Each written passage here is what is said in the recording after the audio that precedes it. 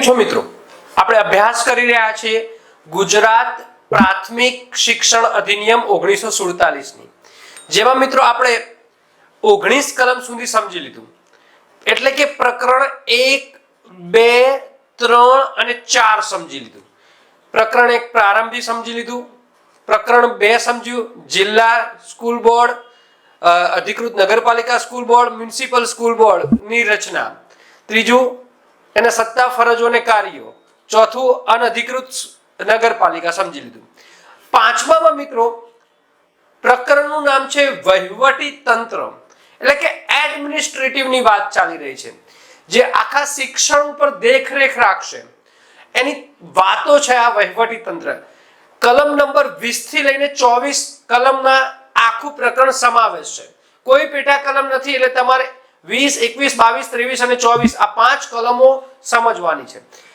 મિત્રો અહીં વહીવટી તંત્રની વાત છે, એટલે કે સ્ટાફની ભરતીની વાત હશે, એની કામગીરી શું હશે એની વાત હશે, એ વહીવટી અધિકારીઓની સત્તા શું હશે એની વાત હશે, એ વહીવટી અધિકારીઓને પગાર કોણ આપશે એની વાત હશે. મિત્રો તો સમય બગાડતો નથી. મોસ્ટ આઈએમપી પ્રકરણ, સૌથી વધુ પૂછાય એવું પ્રકરણ, પ્રકરણ 5 વહીવટી તંત્ર. મિત્રો પ્રાથમિક શિક્ષણ અધિનિયમ કલમ 20 થી લઈ અને 24 ની વાત આ પ્રકરણમાં કરવાની છે. મેં તમને સમજાવી દીધું, બરાબર ને? ઓકે, તો આગળ વધીએ છીએ મિત્રો. પ્રકરણનું નામ જ છે વહીવટી તંત્ર. પ્રકરણ 5 આપની નોટમાં લખતા જજો. વહીવટી તંત્ર.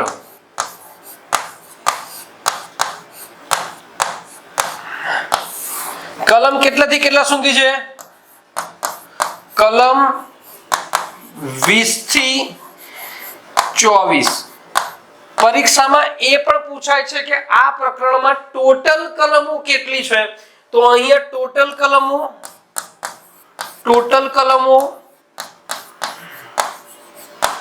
5 છે. 5, 20, 21, 22, 23 અને 24, બરાબર ને મિત્રો? હવે આ 5 કલમને આપણે જોવાની છે મિત્રો, એટલે કે આખી કલમને આપણે સમજવાની છે. તો એને પણ આપણે સમજી લઈએ મિત્રો. કલમ 20 એવું કહે છે, જિલ્લા સ્કૂલ બોર્ડ લખતા રહેજો, જિલ્લા સ્કૂલ બોર્ડ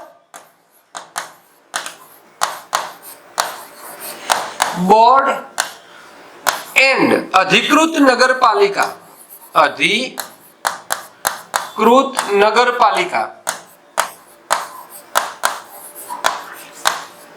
કાએ બંને માટે પૂરતો સ્ટાફ નિમવો અને પગાર તથા વગેરે આપવા બાબત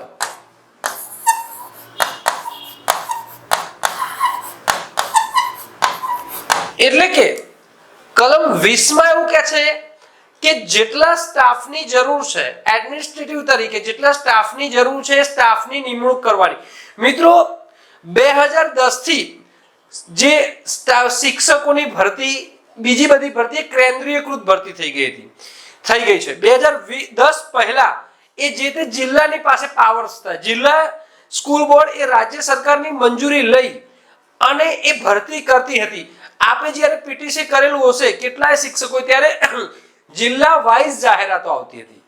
બીજું કે મિત્રો અમુક અધિકૃત નગરપાલિકા છે, એમને એમની રીતે સ્ટાફ નિમવાની સત્તા આપેલી છે. જેમ કે એએમસી છે, અમદાવાદ મ્યુનિસિપલ કોર્પોરેશન, એની સત્તા છે, પરંતુ એ પણ રાજ્ય સરકારની મંજૂરી લઈ અને એ કામ કરશે, અધિકારીની નિમણૂક કરશે, બરાબર ને? એટલે એની પણ ચર્ચા કરી લેવાની છે. અહીં પગાર તથા વગેરે આપવા બાબત, એટલે કે વગેરેમાં ભથ્થા પણ આવી જાય. ભથ્થા મિત્રો 46 ક પ્રમાણે આવશે ત્યારે પણ આ યાદ રાખજો, જે ફંડની વ્યવસ્થા છે, પ્રોવિડન્ટ ફંડ 46 ક પ્રમાણે એ પણ આપવાનું છે, બરાબર ને. નગરપાલિકાએ જે રિઝર્વ ફંડ રાખ્યું છે એમાંથી પ્રોવિડન્ટ ફંડની વ્યવસ્થા કરવાની છે. અધિકૃત નગરપાલિકાએ, જિલ્લા સ્કૂલ બોર્ડે પણ 46 ક પ્રમાણે પગાર સિવાય પ્રોવિડન્ટ ફંડ ને બધી જે તમારું જમા થયું હોય એ આપવાની વાત છે અહીંયા. એ બધી માહિતી આવી જશે. આગળ વધીએ છીએ. હવે 21મા નંબરની કલમ આ આખા પ્રકરણનો હાર્દ છે. બરાબર. એ કેવી રીતનું વહીવટી અધિકારી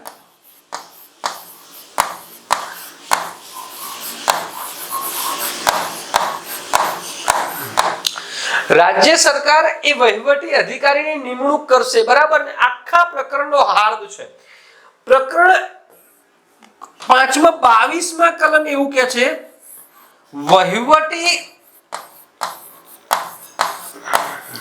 અધિકારી ને નિમવાની અમુક અધિકૃત નગરપાલિકાને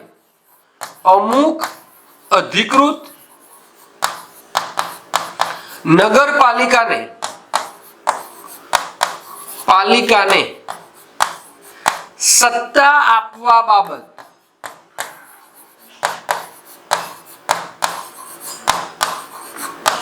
અહીં પહેલી જ લીટી એવી છે કે જે ઠરાવમાં મજકૂર હોય તે સિવાય છતાં પણ સરકાર અમુક અધિકૃત નગરપાલિકા, અમુકની જ વાત કરી છે, અમુક અધિકૃત નગરપાલિકાને પોતાની રીતે સરકારની મંજૂરી લઈને એ સ્ટાફ નિમવાની સત્તા આપેલી છે, બરાબર ને. ઓકે. તો આપણે અહીંયા વહીવટી અધિકારી તરીકે મિત્રો ડીપીઈઓ ની વાત કરી રહ્યા છે. ડીપીઈઓ, બરાબર ને. જે અમુક અધિકૃત નગરપાલિકા છે ત્યાં અહીંયા શાસના અધિકારીની વાત છે. શાસના અધિકારી જે અમુક અધિકૃત, ધારો કે એએમસી જ્યારે શાસના અધિકારી, નાયબ શાસના અધિકારી, સુપરવાઇઝરની નિમણૂક કરે છે તો એ પર્ટિક્યુલર, તમે પરીક્ષા આપેલી છે, પર્ટિક્યુલર એ રાજ્ય સરકારની મંજૂરી લઈ અને એ ખુદ નિમે છે, બરાબર. ઓકે. તો અહીંયા જે શાસના અધિકારીની વાત કલમ 2 માં છે, કલમ 21 માં ડીપીઓ ની વાત છે, બરાબર ને. અમુક અધિકૃત નગરપાલિકા માટે 23 માં છે જો મિત્રો સ્ટાફ જ નહીં હોય તો કોને પગાર આપવાનો છે, તો સ્ટાફની પસંદગી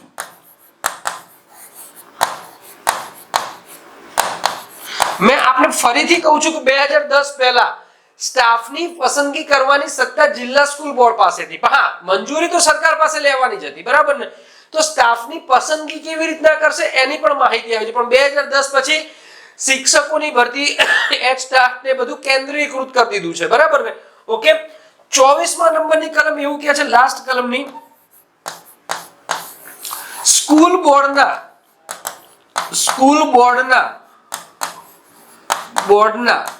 સ્ટાફ પર અધિકારીની, એટલે કે વહીવટી અધિકારીની, અધિકારી લખીએ, વહીવટી લખીએ, વહીવટી અધિકારીની સત્તા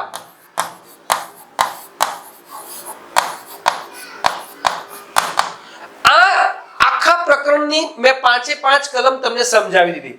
તમને કલમના નામ પરથી જ તમને સમજાઈ જશે કે આ કલમમાં શું વાત કરેલી છે.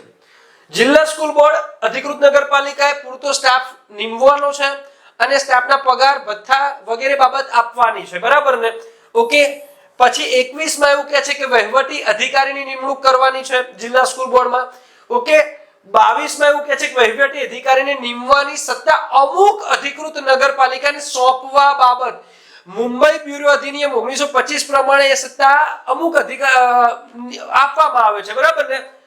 સ્ટાફની પસંદગી 23 કલમ કે છે અને 24 સ્કૂલ બોર્ડના સ્ટાફ પર વહીવટી અધિકારીની સત્તા. એટલે આ મેં જે તમને લખ્યું છે, મેં જે કલમ, એ શબ્દશઃ મેં તમને લખી છે. પરંતુ ક્યારેક શબ્દશઃ ન આવે તો એ પણ તમારે અંદાજ લગાવવો પડે છે મિત્રો. આમ પર્ટિક્યુલર જે ગુજરાત પ્રાથમિક શિક્ષણ અધિનિયમ 1947 માં જે પ્રમાણે શબ્દ છે એ પ્રમાણે મેં તમને કીધું છે. હવે આપણે એને ડિટેલમાં સમજી લઈશું. ડિટેલમાં એ જ સમજીશું કે જે ઉપયોગી હોય, જે નથી ઉપયોગી એની જરૂર નથી. આપણે ડિસ્ક્રિપ્ટિવ લખવાનું નથી, આપણે એલિમિનેશન કરી અને પરીક્ષા આપી દેવાની છે. બરાબર.